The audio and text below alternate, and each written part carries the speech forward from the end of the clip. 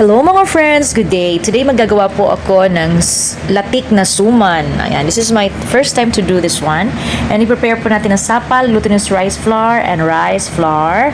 And of course, ang ube kondensada, hindi mawawala yan. And then condensed milk. And of course, evaporada. Pangpa-creamy, pangpalasa. And of course, the dark brown sugar. Okay, ube food coloring.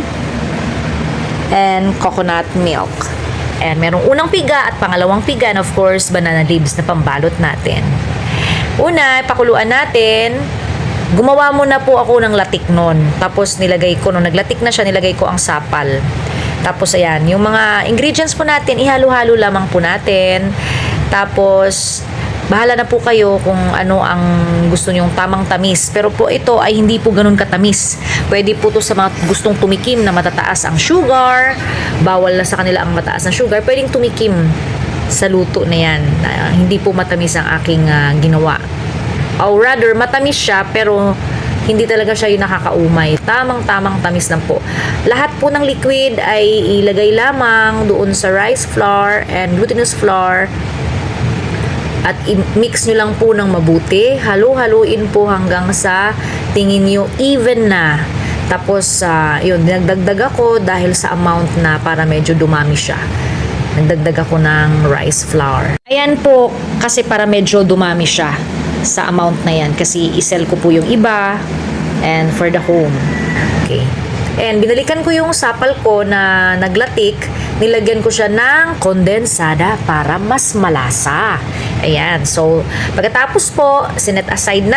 So, nung naka-set aside na, balikan natin yung ating mga ingredients na pinaghalo-halo kanina at ating salain para maging pinong-pino. Maganda po talaga pag pinong-pino. Ayan. 'Di ba? At mag-prepare ng kawali. At the moment na mawalagay nyo siya sa kawali, talagang wag nyo pong tigilan na ihalo-halo kasi madali siyang masunog. Unang haluin, kapag may tiyaga, may talong. Joke. Kapag may tiyaga, may nilaga. Ayan. Hanggang sa makuha natin na mabuo na siyang ganon. And nilagyan ko pala po ito mga friends ng 2 tablespoon na oil. Coconut oil or olive oil, whatever na nasa kusina ninyo. Para po hindi siya dumikit. Merong half teaspoon na salt para hindi siya ganun nakakaumay. And then, iset aside po natin para gawin na po natin sa yan, nag-i-start na po ako maglagay sa dahon. Ayun, yung dahon po natin, banana leaves po natin ay na-sterilize po yan. Syempre, magkabilaan yan. Hindi lamang sa isang side, kung hindi sa kabilang side din na-sterilize.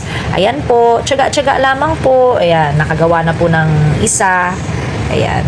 So, ito po ay medium to large ang aking ginawa na suman. Medium to large. Hindi po siya ganun kaliit. Medium na tag 15 peso at tag 20 peso. At kung sa tingin nyo naman po, mahalang ingredients sa inyong lugar, kayo po yun. Ito pong ginawa ko ay napaka-special po ito na latik na suman. Hindi po siya yung pag tinikman mo, tama lang talaga. Oo, okay. Ito po ay special talaga na pag tinikman nyo po, siguradong, who am I? Am I still here on earth? Ayan. Talagang napaka-lasa po ni ito dahil nandiyan na po ang ube, kondensada. Actually, hindi ko po nailagay na dinagdagan ko pa ito ng kremasada aside from kondensada. Pero huwag kayong mag-alala. Yun ay tamang-tama lang po talaga ang lasa, hindi matamis. Ang ano lang dito is creamy na po talaga siya. Super creamy po ang ginawa ko. So yun, itry nyo rin po. Ang napapanood ko lang po nito nung bata pa ako, ang aking mama ay isang waray-waray. Mahilig po siya gumawa ng muron at suman na balanghoy. Kaya ito naman, nag-try po ako ng latik na suman. Kasi favorite ko po yung nabibili sa bao. Alam niyo po yung nabibili sa bao dyan sa pag nag-stop over kami, pag nagbabarko kami dyan sa Negros Occidental dati. Diyan kami lagi nag-stop over. Ang sarap ng bao nila, alam mo yun. Yun po yung parang lasa ng suman ko na ube flavor po. Ayan, ube flavor na latik na suman na lasang bao. Ang sarap po. Special po talaga ito. Kaya, ayan. There's no harm in trying po. And I love cooking po kasi. I love cooking dessert. Kaya talaga nag-try ako. Sabi ko, ang sarap nung latik na suman. And gusto ko siya maglasa nung katulad nung sa bao. Mga friends, pakuluan nyo pala ito ng 30 minutes to 40 minutes lang ha. Yung iba, pinapakuluan nila ng 1 hour. Ako, 30 minutes to 40 minutes lang. Kasi, tipid-tipid tayo sa gasol. And then, para hindi siya masyadong malata. Pero yung iba, 1 hour talaga. Ako, nasa 30 to 40 minutes lang pakuluan.